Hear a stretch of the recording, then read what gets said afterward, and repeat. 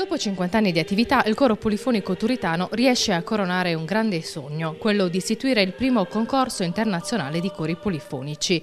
La serata che Teleregione propone chiude i festeggiamenti per il mezzo secolo di storia ed eleva a Porto Torres a sede di un'altra kermesse di prestigio internazionale.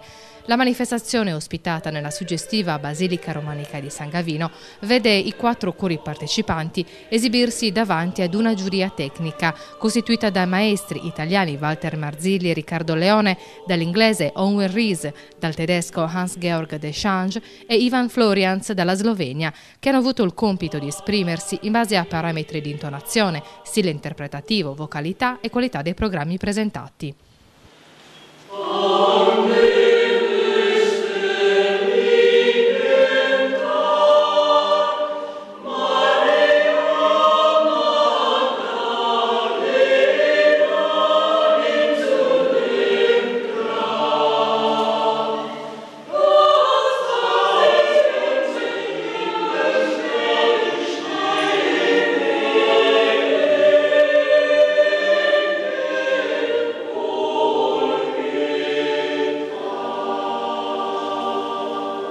Il coro Note Blu arriva da Roma, attivo sin dal 1979 e fondato da 25 cantori. Il suo nome deriva dalle Blue Note, inflessioni tonali caratteristiche della musica afroamericana, e vuole ricordare come nella musica si sperimentino nuove vie artistiche da percorrere. Il repertorio predilige composizioni dal 1900 ad oggi, ricercando e sperimentando anche nuove originali tecniche di improvvisazione.